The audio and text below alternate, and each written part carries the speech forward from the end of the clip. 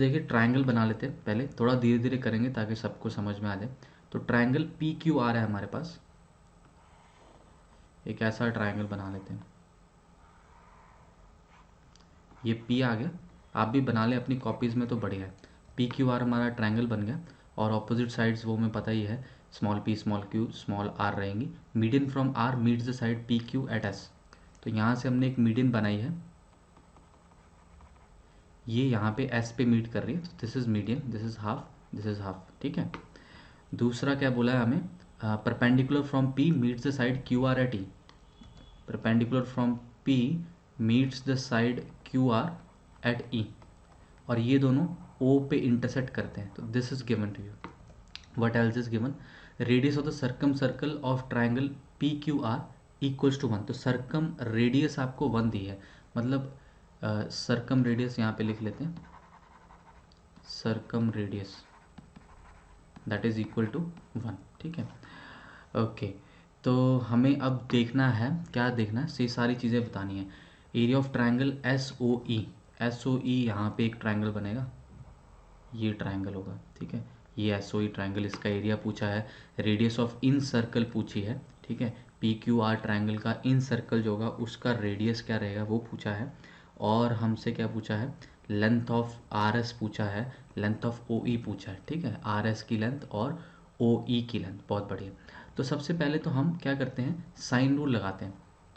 Sign of P over small P is equal to sine of q over small q, that is equal to 1/2r होता है, ठीक है। ये तो हमें पता है, ये सोल्यूशन ऑफ ट्राइंगल से साइन रूल के हिसाब से हमें ये क्वांटिटी पता है कि 1/2r, that is the circum radius, r here is the circum radius, so this is equal to 1/2।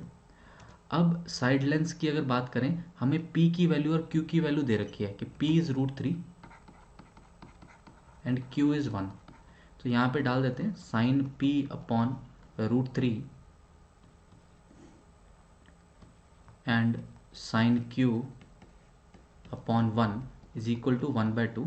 तो यहाँ से आप देखिए आपके पास साइन q की वैल्यू क्या आ गई, हाफ आ गई।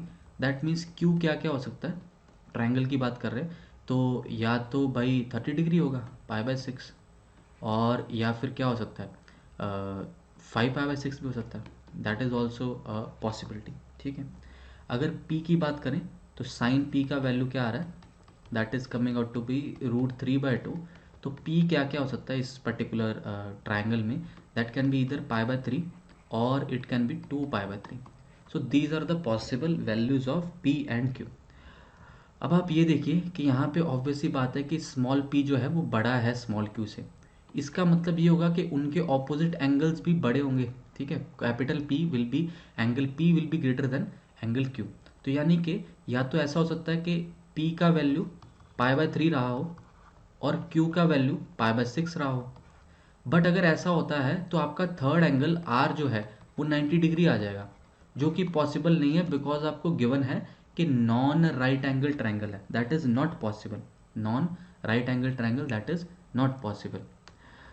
तो फिर क्या हो सकता है, तो फिर ऐसा हो सकता है कि जो आपका P हो वो 2π/3 हो, 5π/6 तो हो नहीं सकता, क्यों, क्योंकि 180 डिग्री का एंगल हमें बनाना है। तो ऑब्वियसली फिर Q क्या रहा होगा, π/6 रहा होगा, और अगर Q π/6 है तो यहाँ से R भी आपका π/6 बन गया। तो that means these are your angles, P is 120 degree, तो this angle is 120 degree, and these two are 30 degree and 30 degree. तो that is what we have inferred so far. अब बात करते हैं इन रेडियस की। इन रेडियस क्या होता है, डेल्टा अपॉन एस रहता है। ये फॉर्मूला सबने सोल्यूशन ऑफ ट्रायंगल में पढ़ा होगा, नहीं पढ़ा तो भाई फिर सोल्यूशन ऑफ ट्रायंगल तो पढ़ना ही पड़ेगा ना, उसके बिना तो नहीं होगा, थ्योरी के बिना कैसे समझ में आएगा। तो delta, delta is the area. अब डेल्टा निकालने के लिए आपको एक बेस चाहिए, ठीक है, ये वाला बेस चाहिए। अब आपके पास ये लेंथ ऑलरेडी गिवन है √3, this is already √3, that is P, small p is already given to be √3। हमें ढूंढनी है ऑल्टीट्यूड। ये आप देखिए R के ऑपोजिट, सिंस ये आइसोसलेस ट्रायंगल बन गया तो ये भी 1 और ये भी 1 है ना, ये तो 1 गिवन ही था तो ये भी 1 हो गया। तो ये 1 है, ये हाफ कितना हो जाएगा, √3/2 हो जाएगा। तो ऑल्टीट्यूड कितनी आएगी, altitude will come out to be equal to half आएगा, ऐसा ना, हाफ ही बन जाएगी ऑल्टीट्यूड, और तो कितनी बनेगी, ये 1 है, ये √3/2 है, तो 1 का square minus 3/4 that will be 1/4, 1/4 का root will be half, half into base into altitude, base is √3। तो एरिया कितना आ गया हमारे पास, √3/4, और S is the semi perimeter. I hope सब लोग देख पा रहे हैं ना, मेरा सर नहीं आ रहा बीच में। तो √3/4 और एस सेमी पेरीमीटर, सम कितना होगा, 1 + 1 2, 2 + √3 दैट इज 2 + √3 डिवाइडेड बाई 2। तो ये तुम्हारे पास इन सर्कल की रेडियस आ गई, इन सर्कल की रेडियस कितनी आ गई, इन रेडियस आ गई। अब इसको हम क्या करते हैं, रैशनलाइज कर लेते हैं। तो 4 ये इधर आ गया, तो 2√3 बना एक, तो है ना, और नीचे 4 बना, और 2 - √3 बना, तो ये कट गया, इससे 2 आ गया यहाँ पे। तो √3/2, 2 - √3, that is B option is definitely our answer. B option is definitely our answer. ठीक है, वन थिंग, ये हमारा एक्चुअल में प्रीवियस ईयर क्वेश्चन है जेईई एडवांस का। ठीक है, कुछ लोग सोर्स पूछ रहे हैं, तो प्रीवियस ईयर क्वेश्चन है जेईई एडवांस का। सोर्स से तुम्हें क्या लेना देना, तुम्हें पढ़ाई करनी चाहिए यार। तो ये आ गया radius of in circle triangle p q are का √3/2, 2 - √3, एक चीज़ होगी।